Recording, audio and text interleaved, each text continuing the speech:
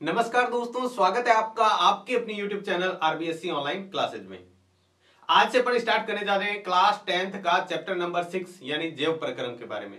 बहुत महत्वपूर्ण चैप्टर है, स्टेप बाय स्टेप बहुत ही अच्छी तरीके से समझिएगा। साथ साथ में आपको इसके नोट्स भी तैयार करने हैं क्योंकि बहुत ही आसान सी भाषा में आपको समझाएंगे। आप इसको ध्यान से सुनेंगे, मैं कह रहा हूं आप इसको ध्यान से अच्छी तरह सुन लेंगे तब भी आपको ये चैप्टर बहुत ही अच्छे लेवल तक आपका इसका क्लियर हो जाएगा कॉन्सेप्ट और याद भी रह जाएगा।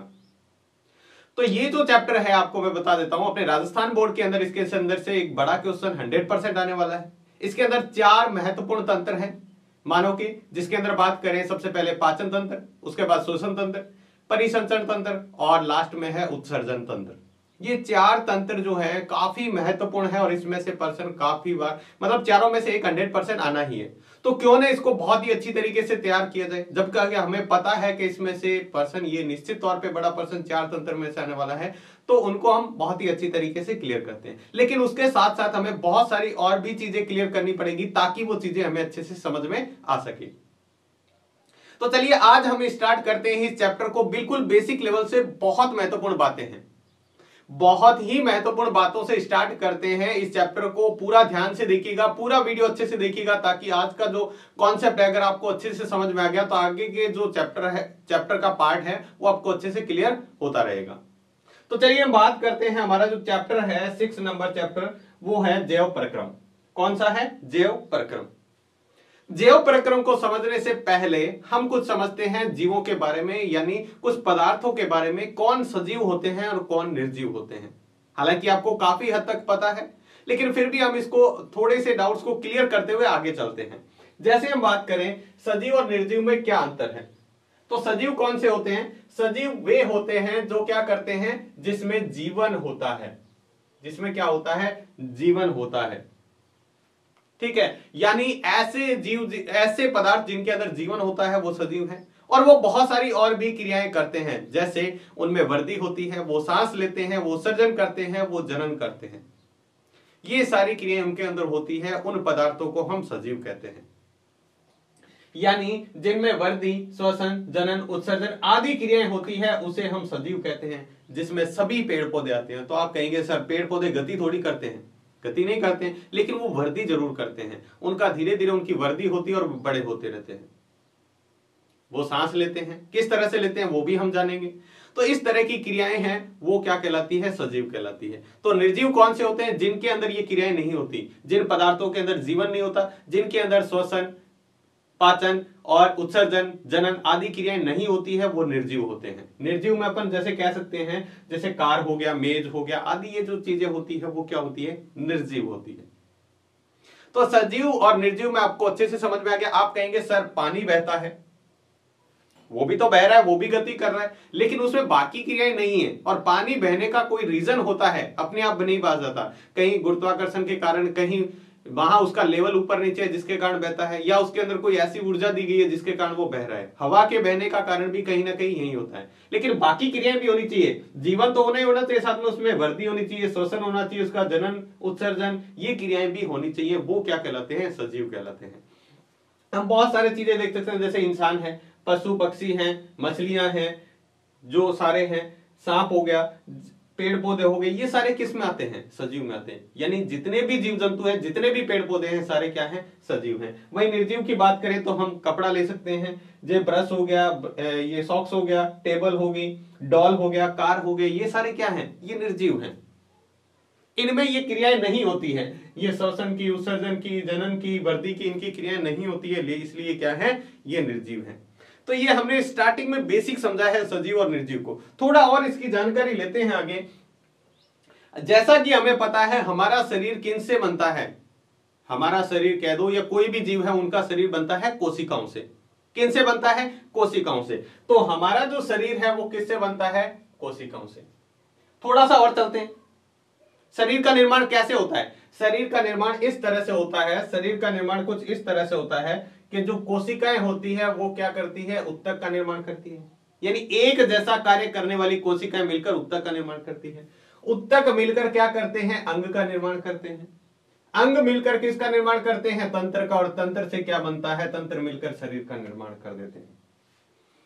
जैसे आपने देखा होगा हमारे शरीर के अंदर एक तंत्रिका तंत्र कोशिका होती है, तंत्रिका तंत्र होती ना, तो वो तंत्रिकाएं तंत्र जैसे कोशिकाएं हैं, ऐसी ही कोशिकाएं और भी बहुत सारे प्रकार की हमारे हजारों करोड़ों कोशिकाएं जो होती है हमारे शरीर के अंदर, वो एक जैसी कुछ कोशिकाएं मिलकर क्या कर देती है, उत्तक का, जैसे हमारा रक्त क्या है, तरल संयोजी उत्तक है, उसके अंदर कई कोशिकाएं मिलकर वो एक उत्तक बना दिया। ठीक है, अब वो उत्तक है, कई उत्तक मिलकर क्या कर देते हैं, अंग का निर्माण कर देते हैं। जैसे हम पढ़ेंगे अमाशय, छोटी आंत, बड़ी आंत, ये जो तंत्र होते हैं जो वो क्या होते हैं, अंग होते हैं। अंग से मिलकर तंत्र बनता है, जैसे पाचन तंत्र, श्वसन तंत्र, उत्सर्जन तंत्र, परिसंचरण तंत्र, ये क्या बन जाते हैं, तंत्र। और उन तंत्र को सबको मिलाकर हमारा शरीर है या किसी भी जीव का शरीर है वो बनता है।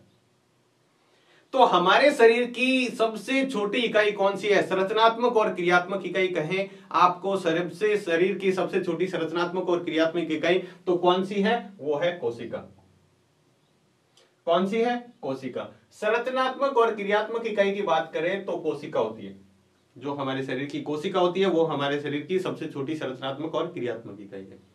चलिए आगे कहते हैं, कोशिकाएं किससे मिलकर बनती है। जैसे हम बात करें कोई भी पदार्थ है वो किससे बनता है, अणु, छोटे छोटे परमाणु से बनता है। वैसे ही हमारा शरीर भी क्या है, वो कोशिकाएं भी है, वो भी कई प्रकार के छोटे छोटे अणुओं से मिलकर बनी होती है।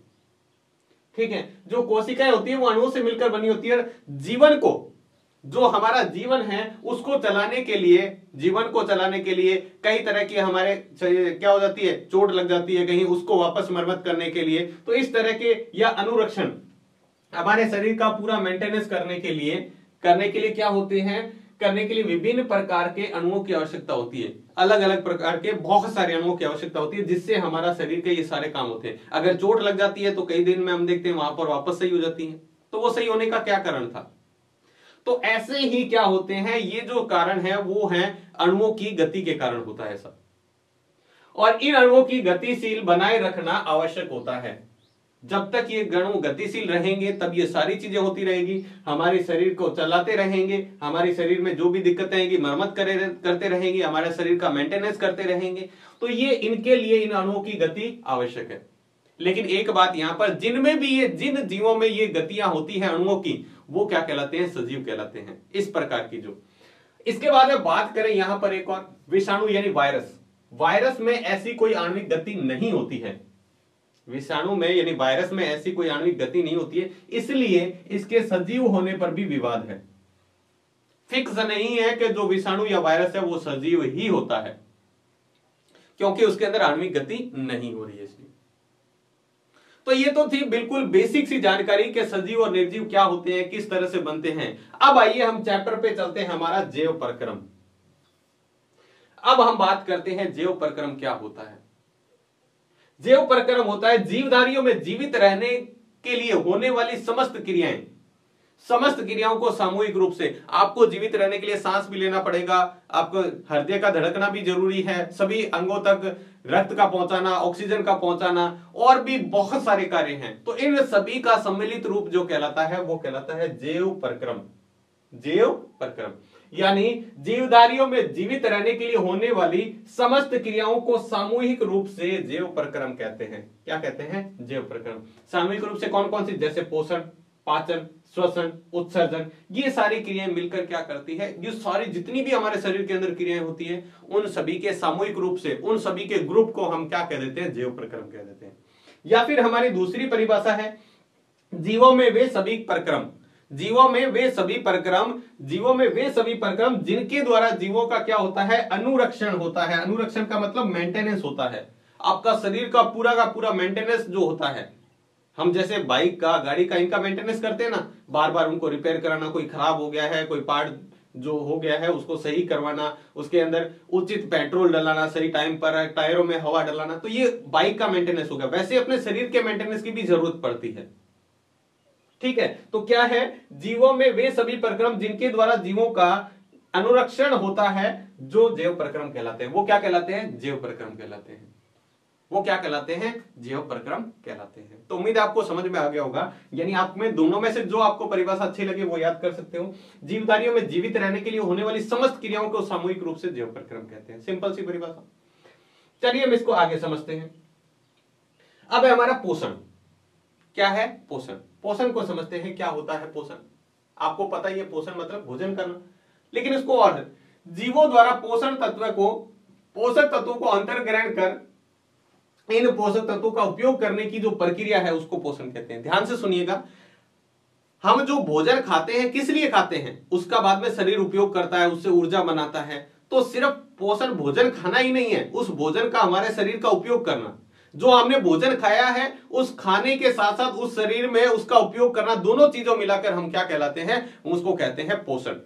यानी जीवों द्वारा पोषक तत्वों का अंतर्ग्रहण कर यानी अंदर लेकर इन पोषक तत्वों का उपयोग करने की जो प्रक्रिया है उसको पोषण कहते हैं। उसको क्या कहते हैं, पोषण। जैसे मान लो हमने भोजन कर लिया, ये एक प्रोसेस हो गया, हमने अंतर्ग्रहण यानी भोजन कर लिया। अब भोजन करते ही थोड़ी वो बन जाता है, ऊर्जा के रूप में परिवर्तित हो जाता है, उसको समय लगता है। तो वो भोजन किया हमने, एक प्रोसेस, दूसरा अब उस भोजन से ऊर्जा मिलेगी, हमारे शरीर में बहुत सारे कार्य होंगे, वो दोनों प्रोसेस मिलाकर हम क्या करेंगे, उसको पोषण कहेंगे। अब हमने यहां पर एक शब्द आया है पोषक तत्व। पोषक तत्व क्या होते हैं हमें पता है, हमने छोटी क्लासों से पढ़ते आ रहे हैं। कार्बोहाइड्रेट, वसा, प्रोटीन, खनिज, विटामिन, जल, ये हमारे क्या होते हैं, शरीर के लिए पोषक तत्व होते हैं, जिनसे हमारे शरीर के ऊर्जाएं मिलती है। अलग अलग कार्य हमारे जो शरीर के हैं ये महत्वपूर्ण होते हैं। आगे है पोषण के प्रकार। पोषण कितने प्रकार का होता है, 2 प्रकार का, एक स्वयंपोषी पोषण, एक विषमपोषी पोषण। नाम से ही पता चल रहा है स्वयंपोषी, स्वयं का मतलब क्या होता है, अपने आप, और विषमपोषी मतलब क्या होता है, विषम का मतलब होता है अपने आप नहीं या अलग प्रकार से। विषम का मतलब क्या होता है, अलग अलग। तो हम पहले समझते हैं स्वयंपोषी पोषण क्या होता है। स्वयंपोषी पोषण क्या होता है, पहले तो समझते हैं स्वयंपोषी का मतलब क्या होता है, फिर पोषण का मतलब तो हमने समझ लिया। स्वयंपोषी का मतलब क्या होता है, ऐसे जीव या ऐसे पेड़ पौधे जो अपना भोजन स्वयं बना लेते हैं। आप कहेंगे सर हमारे घर में भी तो भोजन हम स्वयं बनाते हैं, कोई दूसरा थोड़ी बनाता है, आपकी मम्मी स्वयं भोजन बना रही है। वैसे भोजन बनाना नहीं, वो भोजन कहां से आया है, वो भोजन के जो पदार्थ, कच्चे पदार्थ जो मिले हैं वो कहां से मिले हैं, वो हमने पेड़ पौधों से प्राप्त किए हैं। जो आप रोटी बना रहे हो, गेहूं की, चावल बना रहे हो, वो आपको पेड़ पौधों से मिले, वो तो आपने सिर्फ पकाया है, वहां पे बनाया थोड़ी है भोजन आपने। वो एक पकाने का प्रोसेस है, बनाने का प्रोसेस है, वास्तव में आपको उत्पादित थोड़ी किया उसने, आप उसको आपने। तो वे जीव जो अपना भोजन स्वयं, अब स्वयं भी बनाएंगे तो किसके द्वारा, वो प्रकाश संश्लेषण द्वारा, सूर्य के प्रकाश से जो अपना भोजन बना लेते हैं उसको हम स्वयंपोषी कहते हैं। उन जीवों को हम क्या कहते हैं, स्वयंपोषी। आपने देखे होंगे पेड़ पौधे कोई अलग से रोटी बना के थोड़ी खाते हैं, वो क्या करते हैं, सूर्य के प्रकाश को ग्रहण किया और अपना भोजन बना लिया। तो ये जो जीव होते हैं उनको हम स्वयंपोषी कहते हैं। क्या कहते हैं, स्वयंपोषी। स्वयंपोषी किसे कहते हैं, वे जीव जो अपना भोजन स्वयं बनाते हैं प्रकाश संश्लेषण की क्रिया द्वारा, उसको हम क्या कहते हैं, स्वयंपोषी कहते हैं। और इस पोषण की इस प्रक्रिया को हम क्या कहेंगे, स्वयंपोषी पोषण कहेंगे। पोषण की इस प्रक्रिया को हम क्या कहेंगे, स्वयंपोषी पोषण कहेंगे। चलिए हम इसको देख लेते हैं। ऐसा पोषण जिसमें जीव सूर्य के प्रकाश की उपस्थिति में और कार्बन डाइऑक्साइड तथा जल की मदद से अपना भोजन बनाते हैं। सूर्य के प्रकाश की उपस्थिति में वो जल ग्रहण करते हैं, और आपको पता है पौधे सांस के लिए कौन सी गैस ग्रहण करते हैं, कार्बन डाइऑक्साइड, वापस कौन सी छोड़ते हैं, ऑक्सीजन। तो वो क्या क्या चीजें, सूर्य का प्रकाश होना चाहिए, कार्बन डाइऑक्साइड गैस होनी चाहिए, और जल की मदद से अपना भोजन बनाते हैं। इस विधि को स्वयंपोषी पोषण कहते हैं। पोषण की इस विधि को क्या कहते हैं, स्वयंपोषी। और इस प्रकार के जीव जो अपना भोजन स्वयं बनाते हैं उसे हम स्वयंपोषी कहते हैं। उसको हम क्या कहते हैं, स्वयंपोषी कहलाते हैं। जो अपना भोजन स्वयं बनाते हैं उन जीवों को तो हम क्या कहते हैं, स्वयंपोषी। और ये भोजन की जो प्रक्रिया है अपने आप भोजन बनाने की, उसको कहते हैं स्वयंपोषी पोषण। जिसमें क्या क्या आते हैं, सभी हरे पेड़ पौधे आ जाते हैं, हरे पेड़ पौधे, और नील हरित शैवाल नाम के कुछ कवक भी इसके अंदर आ जाते हैं, जो भी अपना भोजन स्वयं बना लेते हैं। ये नील हरित शैवाल क्या होती है, आपने देखा होगा पानी कई दिनों तक पड़ा रहता है तो उसके ऊपर हरे हरे कलर की एक परत बन जाती है, जिसको हम आम भाषा में काई कहते हैं। अपनी जो नॉर्मल भाषा में काई बोलते हैं, पानी के अंदर हरी हरी जो परत चढ़ जाती है वो नील हरित शैवाल होता है। वो भी सूर्य के प्रकाश से भोजन अपने आप बनाता है, वो भी दूसरों पर निर्भर नहीं रहता है। अब देखो प्रकाश संश्लेषण क्या होता है, हम बार बार नाम ले रहे हैं, प्रकाश संश्लेषण, प्रकाश संश्लेषण, ये क्या होता है। देखिए आपको चैप्टर को अच्छे से समझना है ना, तो ये जो छोटी छोटी टर्म है ना, इसको बहुत अच्छे से समझना पड़ेगा। हम क्या करते हैं, एक बार स्टार्टिंग में जैसे वीडियो स्टार्ट कर लिया, ठीक है, उसके बाद में हम बीच में स्किप कर देते हैं, उसको छोड़ देते हैं। अगर वास्तव में आपको तैयारी करनी है तो वीडियो को पूरा कंटिन्यू अच्छे से देखना है, और बिल्कुल आसान सी भाषा में आप उसको सुनोगे तो ये सारी चीजें आपको याद रहेगी। अब आप दोबारा से इसको रिवाइज करोगे, आपको नोट्स मिलेंगे, उस नोट से आप रिवाइज करोगे तो सारे आपके माइंड में ये सारी की सारी चीजें आप अपने आप आने लगेगी, और आपको बहुत आसानी से सब कुछ याद हो जाएगा, और एग्जाम में बहुत ही अच्छी तरीके से लिख पाएंगे। हम क्या करते हैं, इसका उल्टा करते हैं। हम किताब की या नोट्स की भाषा को रटने की कोशिश करते हैं, वो नहीं करना है। अगर आपको इसको समझ लोगे और उसको आपको अपनी भाषा में लिखना है। नोट्स आपको रिवाइज कर रहे हैं सिर्फ कि हमने उस वीडियो में क्या समझा है, हमने उस क्लास में क्या समझा है, उसको वापस रिवाइज करने का कार्य करते हैं। तो यही हमें करना है। तो एक एक चीज को हम स्टेप बाय स्टेप अच्छे से समझते जाना है। तो चलिए बात करते हैं। पौधे तथा कुछ जीव सूर्य के प्रकाश की उपस्थिति में वातावरण से जल और कार्बन डाइऑक्साइड ग्रहण कर अपना भोजन का निर्माण करते हैं। इस क्रिया को प्रकाश संश्लेषण कहते हैं। हरे पेड़ पौधे और कुछ जीव जो क्या करते हैं, सूर्य के प्रकाश की उपस्थिति में वातावरण से क्या ग्रहण करते हैं, जल ग्रहण कर लेते हैं। पेड़ पौधा कहां से, जमीन के अंदर से जल ग्रहण कर लेता है और कार्बन डाइऑक्साइड वातावरण से ग्रहण कर लेता है और अपना भोजन बना लेता है। और ये जो प्रक्रिया कहलाती है वो प्रकाश संश्लेषण कहलाती है। क्यों कहलाती है, क्योंकि ये प्रकाश की उपस्थिति में ही होती है। कौन से प्रकाश की उपस्थिति में, सूर्य के प्रकाश की उपस्थिति में। कौन से प्रकाश की उपस्थिति में, सूर्य के प्रकाश की उपस्थिति में।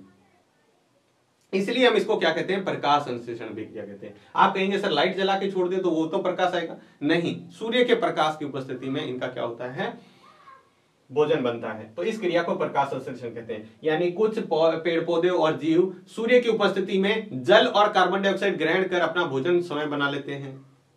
इस प्रक्रिया को, प्रकाश के ग्रहण कर भोजन बनाने की इस प्रक्रिया को क्या कहते हैं, प्रकाश संश्लेषण कहते हैं। अब यह अभिक्रिया निम्न चरणों में होती है। ऐसा नहीं है कि जैसे आपने बताया वैसे होगी। कैसे कैसे होती है, देखो इसके अंदर क्या क्या स्टेप्स होते हैं, क्या क्या चरण होते हैं। सबसे पहले क्या होता है, पर्णहरित, क्लोरोफिल। क्लोरोफिल क्या होता है, द्वारा प्रकाश ऊर्जा को अवशोषण किया जाता है। यहां पर मैं आपको एक छोटा सा बताता हूं क्लोरोफिल होता क्या है। आपने हरे कलर की पत्तियां तो देखी होगी। ये मान लो एक पत्ती है किसी भी पौधे की,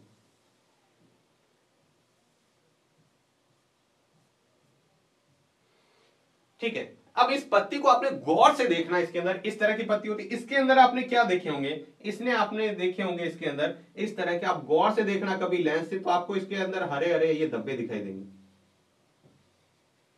ये हरे कलर के क्या है, धब्बे दिखाई देंगे आपको।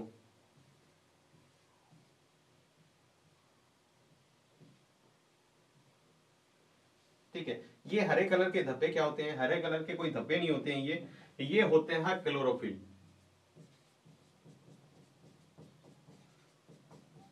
ये क्या होता है, क्लोरोफिल। क्लोरोफिल क्या करता है, इसके ऊपर आता है सूर्य का प्रकाश। जब इसके ऊपर सूर्य का प्रकाश आता है तो ये यहां से सूर्य का प्रकाश आ रहा है, ये सूर्य के प्रकाश से भोजन बनाने का कार्य करता है, जिसको हम क्लोरोफिल कह दो या पर्णहरित कहते हैं।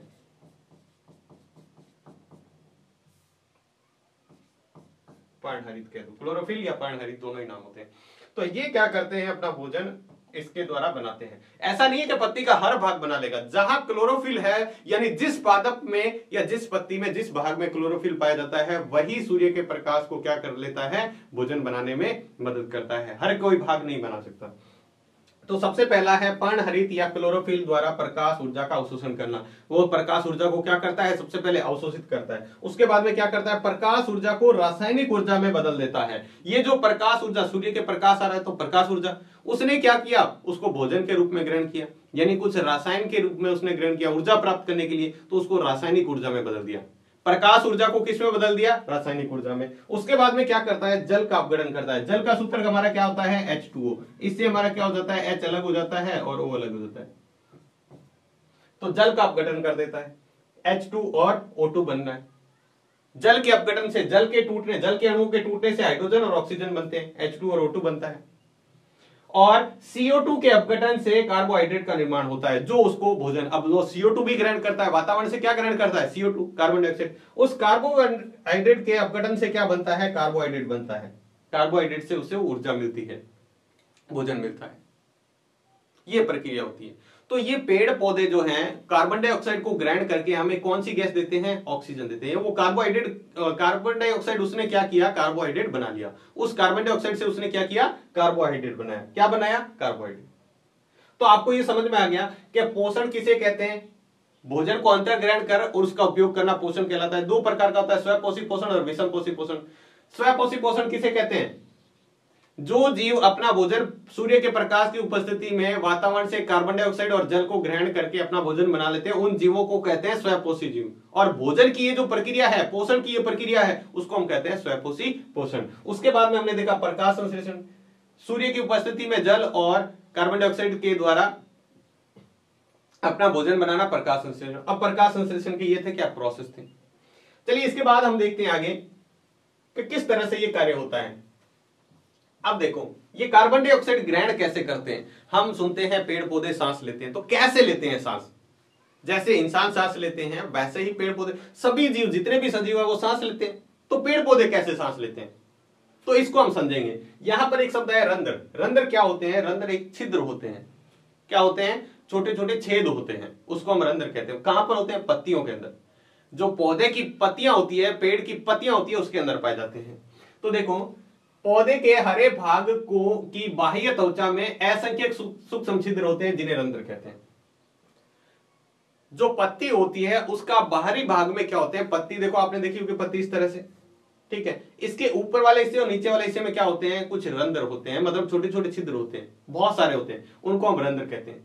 प्रकाश संश्लेषण की क्रिया के लिए गैसों का अधिकांश आदान प्रदान इन्हीं रंध्रों द्वारा होता है। जब प्रकाश संश्लेषण की क्रिया होती है, जब प्रकाश संश्लेषण होता है, तब जो अधिकांश गैसों का आदान प्रदान है वो इसी से होता है। अधिकांश का मतलब क्यों लिखा, सभी क्यों नहीं लिखा। कुछ भाग जड़ों से भी होता है, कुछ तनों से भी होता है, तने से भी होता है पेड़ के, लेकिन ज्यादा जो भाग है, मैक्सिमम जो भाग है, वो किससे होता है, वो पत्तियों से ही होता है। किससे होता है, पत्तियों से होता है। देखिएगा हम इस चित्र को समझते हैं, यहां से ध्यान से देखिएगा इस चित्र को। इस चित्र का ये वाला भाग है, अब ये पत्ती है, इस पत्ती को हमने बीच में से काट दिया, तो ये जो भाग दिख रहा है ना आपको, जैसे मान लो पत्ती का ये काट दिया, तो ये पत्ती की ये चौड़ाई मोटाई जो दिख रही है, इसको हमने जूम किया है, इसको जूम किया तो ये चित्र बना। तो यहां पे देखो ये क्या है, बाहरी त्वचा, इस पत्ती की ऊपर वाली, ये जो ऊपर वाली लेयर है ना, इस पत्ती की ये ऊपर वाली लेयर है इसकी, ठीक है। ये ऊपर वाली ऐसे ऐसे बने हुए, और इसी तरह इसके अंदर क्या है, यहां नीचे वाले भी बने हुए, ये निचली त्वचा है। अब यहां पे क्या होता है, यहां पे ये जो त्वचा है ना, इसके अंदर पाए जाते हैं क्या, इसके अंदर पाए जाते हैं रंध्र। इसके अंदर क्या पाए जाते हैं, रंध्र। वो इस प्रकार के होते हैं, ये देखो ये जो रंध्र है। अब ये कैसे होते हैं, ये जब पौधा वाष्प से ये पानी ग्रहण करता है, जल ग्रहण करता है पौधा, तो ये जो कोशिकाएं होती है वो क्या कर जाती है, फूल जाती है। इसको हम यहां पर कहते हैं, ये जो कोशिका है ना, इसको बोलते हैं द्वार कोशिका। क्या नाम है इसका, द्वार कोशिका। ये जल ग्रहण करती है, जल ग्रहण करने से क्या हो जाती है, जैसे ऐसे ये फूल जाएगी तो ऐसे रंध्र खुल जाएगा, ये फूलेगी तो रंध्र खुल जाएगा, ठीक है। रंध्र जैसे ही खुलेगा, ये मैंने बड़ा बताया इसको, रंध्र ऐसे खुलेगा, रंध्र ऐसे खुलने पर क्या होगा, कार्बन डाइऑक्साइड अंदर आ जाएगी, ठीक है, यानी गैस अंदर आ जाएगी और ऑक्सीजन बाहर चली जाएगी, ये काम होता है। तो ये यहां पर ही है, ये देखो यहां पर ये बता रखा है कि ये जो कोशिका है ना, हरे कलर की दिखा रही, इनको हम द्वार कोशिका कहते हैं। क्या कहते हैं, द्वार कोशिकाएं। ये द्वार कोशिकाएं क्या करती है, जल को ग्रहण करके फूल जाती है, और फूलने से क्या हो गया, ये रंध्र खुल गया। पहले चित्र में देखो रंध्र खुला, ये जो है इसका भाग, ये छिद्र है, रंध्र है, ये खुला हुआ है, और जैसे इसके अंदर वापस ये छोड़ देती है तो रंध्र बंद हो जाते हैं इस तरह से। फिर वो उस समय जब रंध्र बंद हो जाते हैं तो गैसों का आदान प्रदान नहीं होता। तो देखिए किस तरह से होता है, जब प्रकाश संश्लेषण के लिए CO2 की आवश्यकता नहीं होती तब ये छिद्र बंद कर देते हैं। जब रंध्र की आवश्यकता ही नहीं है, जब कार्बन डाइऑक्साइड, अब ये कब होता है, ये होता है प्रकाश की उपस्थिति में। और आपको पता है रात को तो प्रकाश नहीं होता पौधे के पास, तो रात को उसको कार्बन डाइऑक्साइड की जरूरत नहीं है, तो वो पौधे क्या करते हैं, इन रंध्रों को बंद कर देते हैं। जितनी देर उसको आवश्यकता है तब तो वो खुले रखेंगे, बाकी समय बंद कर देते हैं। दूसरा पॉइंट है, छिद्रों को खुला और बंद होना द्वार कोशिकाओं का कार्य है। ये छिद्रों को खोलना और बंद करना किसका कार्य है, ये द्वार कोशिकाएं। ये जो आपको दिख रही है ना छोटी छोटी, ये द्वार कोशिकाएं हैं। ये क्या है, ये द्वार कोशिकाएं हैं। ये क्या करती है, द्वार कोशिकाओं में जल भर जाता है तो वह फूल जाती है। अब द्वार कोशिकाओं में जल भर जाता है तो फूल जाती है, और अंदर छिद्र खुल जाता है, और अंदर का छिद्र क्या हो जाता है, ये जो छिद्र है, ये रंध्र है, ये क्या हो जाता है, खुल जाता है। इसी तरह जब द्वार कोशिकाएं सिकुड़ती है तो छिद्र बंद हो जाते हैं। अब वापस सिकुड़ोगे, उसमें से जल निकलेगा वापस, तो क्या हो जाएगी, वो बंद हो जाएगी।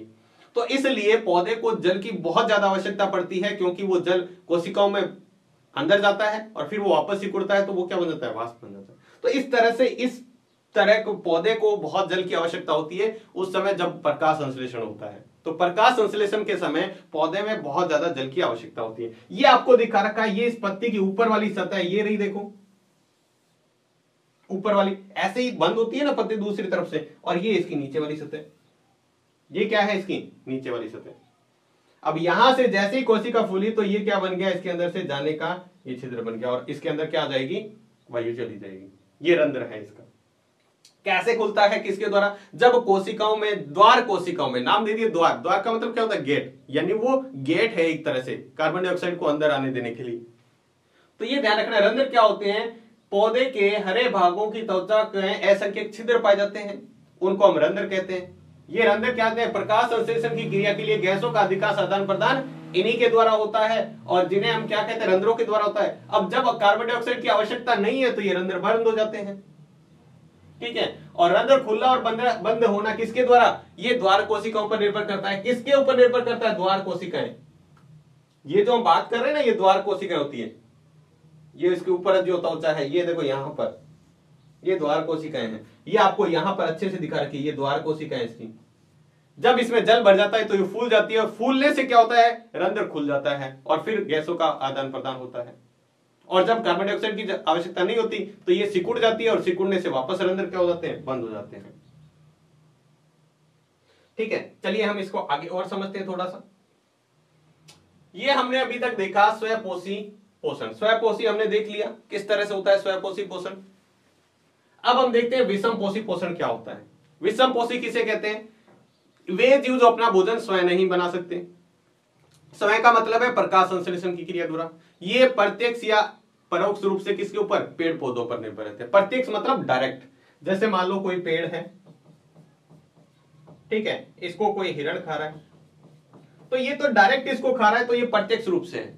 लेकिन अपन बात करें शेर की, तो शेर पेड़ पौधों पर डायरेक्ट थोड़ी है, पेड़ पौधे नहीं खाता है, लेकिन वो हिरण को खाता है। और हिरण किसको खाता है, पेड़ पौधों। तो ये अप्रत्यक्ष रूप से पेड़ पौधों है, तो ये भी पेड़ पौधों पर निर्भर है। ये भी पेड़ पौधों पर निर्भर है, क्योंकि पेड़ पौधे नहीं होंगे तो हिरण नहीं होंगे, हिरण नहीं होंगे तो फिर शेर कहां से भोजन करेगा। तो ये अपन इस तरह से कहते हैं प्रत्यक्ष या परोक्ष रूप से किसके ऊपर निर्भर रहते हैं, पेड़ पौधों पर निर्भर रहते हैं। तो वे जीव जो अपना भोजन स्वयं नहीं बना सकते उसको हम कहते हैं विषमपोषी कहते हैं। उनको हम जीवों को क्या कहते हैं, विषमपोषी। और इस प्रकार के भोजन ग्रहण करने की, यानी जो प्रत्यक्ष परोक्ष रूप से किसके ऊपर, पेड़ पौधों पर निर्भर रहते हैं या दूसरे जीवों पर निर्भर रहते हैं, उस प्रकार के पोषण को हम कहते हैं विषमपोषी पोषण कहते हैं। क्या कहते हैं, विषमपोषी पोषण कहते हैं। चलिए देखते हैं, वे जीव जो अपना भोजन स्वयं नहीं बनाते और इसके लिए यह प्रत्यक्ष या अप्रत्यक्ष, प्रत्यक्ष या अप्रत्यक्ष कह दो या परोक्ष कह दो, रूप से अन्य जीवों पर निर्भर रहते हैं, इन्हें विषमपोषी कहते हैं। जो भोजन के लिए दूसरों पर निर्भर रहते हैं, हम भी पेड़ पौधों पर निर्भर रहते हैं, हम गेहूं चावल वगैरह खाते हैं, दूसरों पर निर्भर है। हम दूध वगैरह लेते हैं तो पशुओं पर निर्भर है, दूध वगैरह हमें जो मिलता है पशुओं से मिलता है। तो ये सारी चीजें हैं जो हम भी क्या है, पेड़ पौधों पर, दूसरे पर, जीव जंतुओं पर निर्भर रहते हैं। ऐसे ही दूसरे जीव जंतु भी हैं, वो भी पेड़ पौधों पर निर्भर रहते हैं। तो ऐसे सभी जीवों को हम कहते हैं विषमपोषी जीव। कैसे, कौन से कहते हैं, विषमपोषी। और पोषण की इस विधि को, यानी कौन सी विधि, जो दूसरों पर निर्भर रहने की विधि है, उसको हम कहते हैं विषमपोषी पोषण कहते हैं। कौन सी विधि कहते हैं, विषमपोषी पोषण विधि। इसमें आपको ज्यादा कुछ याद नहीं रखना। अब देखो विषमपोषी कौन से होते हैं। अब विषमपोषी भी दो प्रकार के, एक परजीवी और एक मर्तजीवी। परजीवी का मतलब जो दूसरों पर निर्भर रहते हैं, मर्तजीवी मतलब जो मरे हुए जीवों पर निर्भर रहते हैं। परजीवी में कौन से हैं, वे जो जीव अपना भोजन जीवित पदार्थों से प्राप्त करते हैं, जो जीवित है उनसे प्राप्त करते हैं, वो परजीवी होते हैं। और मर्तजीवी जो अपना भोजन मृत कार्बनिक पदार्थों से प्राप्त करते हैं, या कोई जीव वगैरह मर गया है उससे प्राप्त करते हैं, जैसे जीवाणु, कवक, मशरूम, ये सारे क्या होते हैं। ये मशरूम वगैरह क्या होती है, कोई चीज हमारी पहले की बहुत सारी चीज सड़ने से, उनसे खत्म होने से, वो आपको पता है मशरूम, जो अपना हम भाषा में खुम्बी कहते हैं, वो बनती है। कवक, जीवाणु, ये क्या होते हैं, मृत जीवों पर निर्भर। अपन देखते हैं कोई भी जीव जंतु मर जाता है तो कुछ समय बाद में वो क्या हो जाता है, वहां से खत्म हो जाता है। तो वो छोटे छोटे जीव जंतु उनको क्या कर लेते हैं, खा लेते हैं और नष्ट कर देते हैं उसको। आइए हम बात करते हैं परजीवी। परजीवी मतलब जो अपना भोजन स्वयं नहीं बनाते, दूसरों के ऊपर निर्भर रहते हैं, दूसरे ने भोजन ग्रहण किया वो उसको खा लेंगे उससे। ये जो परजीवी होते हैं दो प्रकार के होते हैं, बाह्य परजीवी, एक होता है अंतः परजीवी। बाह्य का मतलब जो शरीर से बाहर रहकर उस दूसरे जीव के भोजन ग्रहण करते रहते हैं, शरीर के बाहर रहते हैं और भोजन ग्रहण करते हैं। अंतः परजीवी का मतलब वो शरीर के अंदर रहते हैं, दूसरे जीवों के शरीर के अंदर रहकर उससे भोजन ग्रहण करते हैं। तो देखिए, जो शरीर के बाहर रहकर अपना भोजन ग्रहण करते हैं, जैसे हम बात करें जू, जू आपने नाम सुना होगा, ठीक है। वो क्या करती है, हमारे सर में या दूसरे जीव जंतुओं के सर में या बालों में रहती है और अपने सर से क्या करती रहती है, वो अपना भोजन बनाती रहती है। जो रक्त को चूसने का काम जो करती है, वो उससे भोजन मिलता है उसको,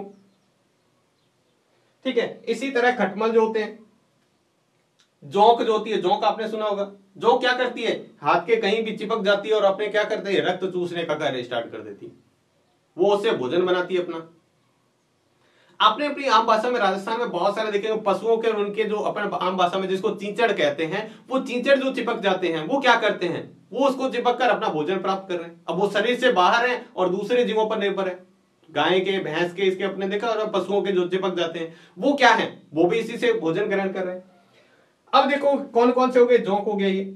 अब देखो जो शरीर के अंदर रहकर अपना भोजन ग्रहण करते हैं, जैसे फीताकर्मी, आपने सुना होगा। फीताकर्मी क्या होता है, ये गंदे पानी में पाया जाता है और अपने पानी ग्रहण करते हैं तो अपने शरीर के अंदर चला जाता है और फिर हमारे शरीर को नुकसान भी पहुंचाता है। आपने देखा होगा कहीं से भी एक छोटा सा चिन्ह जैसा बन जाता है और धागे जैसा उसके अंदर से निकलता है। फिर पहले 2000 से पहले ही राजस्थान में एक समय ऐसा था जब राजस्थान में बहुत बड़ी समस्या बन गया था फीताकर्मी, ड्रेकनकुलस मेंडेनेसिस जिसका नाम है रासायनिक नाम, बहुत बड़ी समस्या बन गया था।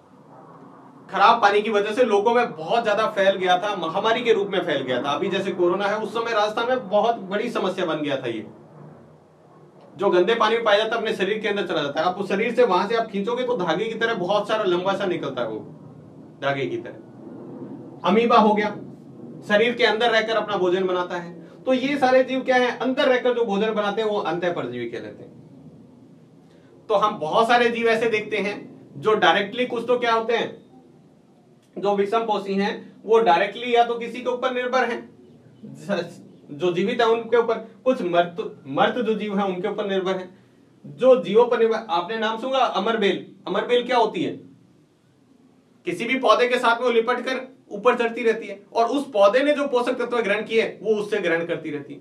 तो वो भी क्या है, एक परजीवी है, वो भी क्या है, एक परजीवी है, क्योंकि पौधा भी अपना भोजन ग्रहण कर रहा है और वो भी कर रहे हैं। तो ये सारे क्या हैं, इस प्रकार के हम जीवों को क्या कहते हैं, ये परजीवी हैं, विषमपोषी है। क्या है, विषमपोषी। तो इस प्रकार हम कह सकते हैं कि ये जो चैप्टर का एक मेन पार्ट था, आपको नॉर्मली हमने जो देखा है वो क्या क्या देखा है हमने। सबसे पहले हमने ये देखा सजीव और निर्जीव में क्या अंतर होता है, सजीव और निर्जीव में अंतर देखा। इसके बाद में हमने देखा कि शरीर कैसे बनता है, हमारा शरीर कैसे बना होता है। उसके बाद में हमने देखा कि जैव प्रक्रम होता क्या है, क्या जैव प्रक्रम क्या होता है। इसके बाद में हमने देखा जैव प्रक्रम के बाद में पोषण क्या होता है और पोषण के प्रकार, स्वयंपोषी पोषण और विषमपोषी पोषण, ठीक है। इसके बाद में हमने देखा कि ये क्या है, हमारे शरीर जो प्रकाश संश्लेषण की क्रिया कैसे होती है और कैसे पेड़ पौधे कार्बन डाइऑक्साइड यानी सांस लेते हैं, वो हमने देखा। पेड़ पौधे भी सांस लेते हैं, हमने देखा है कैसे सांस लेते हैं। इसके बाद में हमने ये देखा कि जो विषमपोषी होते हैं, विषमपोषी जो होते हैं वो कौन से जीव को हम विषमपोषी कहते हैं और वो अपना भोजन कैसे बनाते हैं, इसके बारे में। तो ये था इस चैप्टर का स्टार्टिंग का बहुत महत्वपूर्ण पार्ट। अगर आपने इसको अच्छी तरह देखा है तो निश्चित तौर पे आगे वाली चीजें बहुत समझ में आएगी। अब जो पार्ट है वो हमारे तंत्र स्टार्ट होंगे। नेक्स्ट जो पार्ट है बहुत महत्वपूर्ण है, जो चारों तंत्र हैं वो आगे के वीडियो में एक एक को पढ़ेंगे हम बहुत ही अच्छी तरीके से। तो ध्यान से पूरा वीडियो देखिएगा, आगे वाले भी। और अगर आपको ये वीडियो अच्छे से समझ में आ गया है तो इसको लाइक कर दीजिएगा। अगर कोई डाउट है तो आप कमेंट में लिखकर पूछिएगा। तो आज की वीडियो बस इतना ही, मिलते हैं नेक्स्ट वीडियो में इसके आगे के भाग के साथ। तब तक के लिए धन्यवाद।